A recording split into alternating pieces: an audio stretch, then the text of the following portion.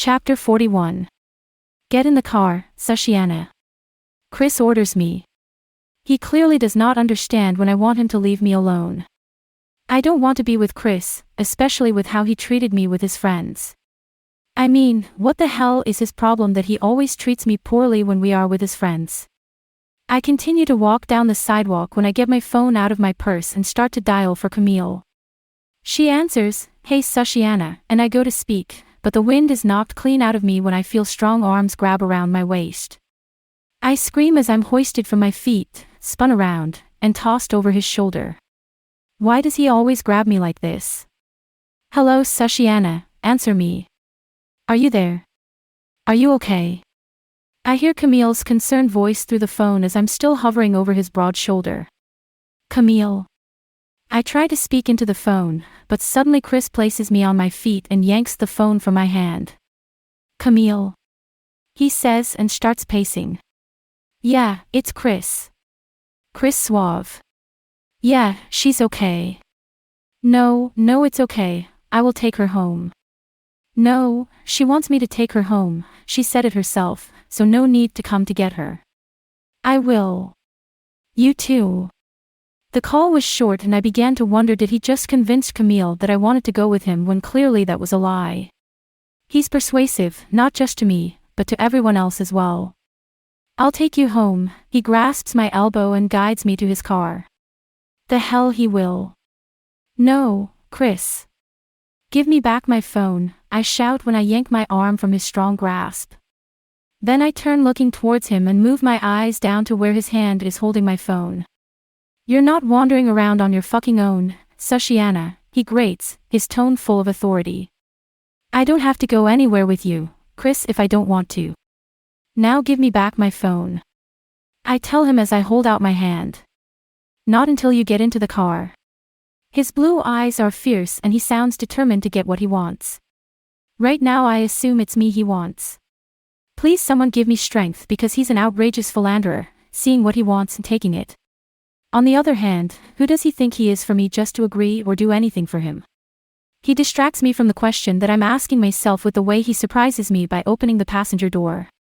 I stand still with my arms crossed, looking at him, and shaking my head. "Sushiana, stop defying me and get in the fucking car." "What the hell was that?" I yell. "What the hell is what, Sushiana?" he asks, repeating my question. "With your friends. For one, you acted like a jerk to me. Like always, but that has not really changed. Then you tell them I was a virgin. Like what the hell, Chris, did you have to tell them that?" I should have kept my mouth shut after my last phrase, but once I start talking there is no stop to keep me quiet. "Not to mention you freaking just teased me upstairs." His eyes widen. "Meg was being a bitch as she usually does, and besides she was drunk as well," he shrugs. "Besides, you know Solomon already told you that she was drinking too much." "Solomon?" I ask and tilt my head to the side with a lack of certainty. "You saw him with Meg." Solomon was the one who Meg was sitting on his lap at the party. "Oh, he's the guy with a piercing on his nose." Chris continues. "He's her new boyfriend, well, the new guy she has sex with for a week or two. She always finds a new playmate to fuck around with, so this week it's Solomon. Poor bastard. That doesn't really surprise me that Meg does that to men, although I do feel bad for those guys, especially Solomon, because he seemed like a sweet man, plus noticing that she only uses them is actually heartbreaking to me. However, probably these guys wouldn't care, because I mean, what men wouldn't love to just have sex with girls any chance they get? Hell, even Chris has slept with Meg. Not that I am jealous, just I remember Chris has been with her before." "Sure, you're not jealous because you only want him to yourself," I hear my subconscious snarl, but I ignore her screaming that at me. His eyes narrow towards me, but those blue eyes are dangerous and they have a warning sign to stay far away as possible. "So, am I a tease for you, Sushiana?" He grins as he moves closer to me. He then starts to place his hand on my inner thigh and I gasp. I know what he's doing, and this time it's not going to work. He's not going to humiliate or even punish me as he did before. "Chris, stop it," I try to say cruelly, but fail miserably. He begins to rub my thigh when he lowers his head to my neck and sucks gently on my skin.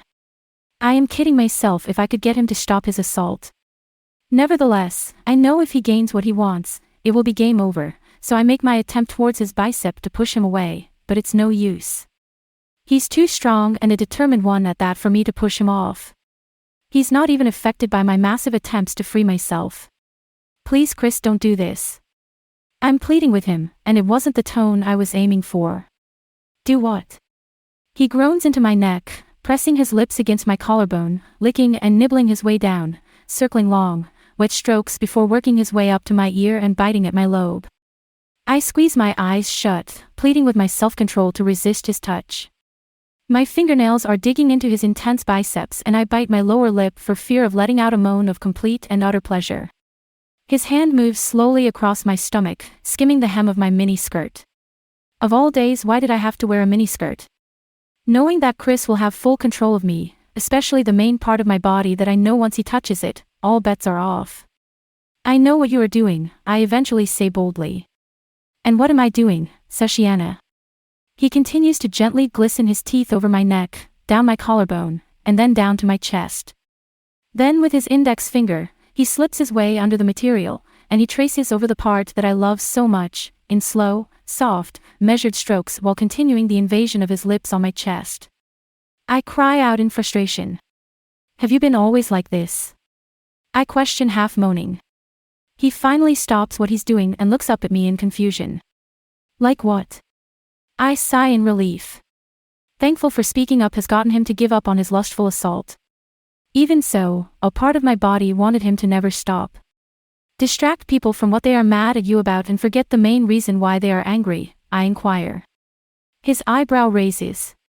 Not people, just you. I let out a breath and shake my head. Just me. I don't believe him. I know for a fact I am not the only girl he uses sexual activity with to get what he wants from women, including me. And believe me, he knows what he's doing. Alright, maybe I don't know for a fact, but I sure assume he uses sex to get anything this man inquires. My eyes shift downward and divert from my thoughts when I notice he's still holding onto my phone in his tight fist.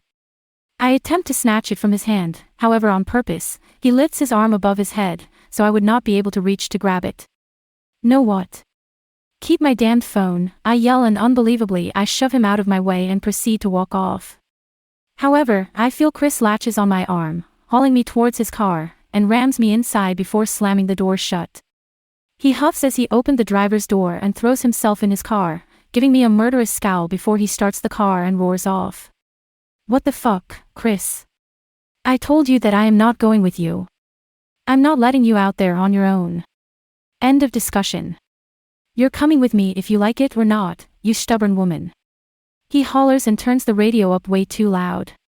As Last Christmas fills my ears, he reaches to turn the station, and another Christmas song plays. All I Want for Christmas Is You plays, and he changes the station once again. He keeps turning through every station there is, but all that is playing are Christmas songs. He groans and finally shuts it off. I take it you don't like Christmas music? I ask when I turn my eyes to look at him. He does not look at me and has his eyes transfixed on the road. He's avoiding looking at me or even talking to me. Are you going to act like a baby and don't talk to me? His eyes shift towards me and I regret ever asking him that question since his eyes are a bloody shade of smoking raging blue. Christmas is not my favorite holiday if you must know, and don't ask me why, because right now I can't even talk to you, let alone look at you, so drop it. I crossed my arms and pout in the leather seat. My own eyes concentrate on the road and the headlights of the cars passing by. I take in the sound of the roar of the engine as it eats up the road ahead. What was that all about? Who hates Christmas? Christmas is my favorite holiday of the year and it's worth celebrating it. It's a time to give to others who are in need and celebrate Jesus' birth. This man is uncanny, perhaps there's a good explanation as to why it's not his favorite holiday. This is going to eat me up if I let it. Nevertheless, I should let it go since Chris already seems annoyed with me. The rest of the journey is painfully silent and frighteningly fast. The man is a menace on the roads, and I wish he would at least put the radio back on to get rid of this awkward silence. Christmas music or any type of music would be better to listen to than this silence. Where in the name of hell is he even taking me? I hope it's my house like he stated to Camille on my phone.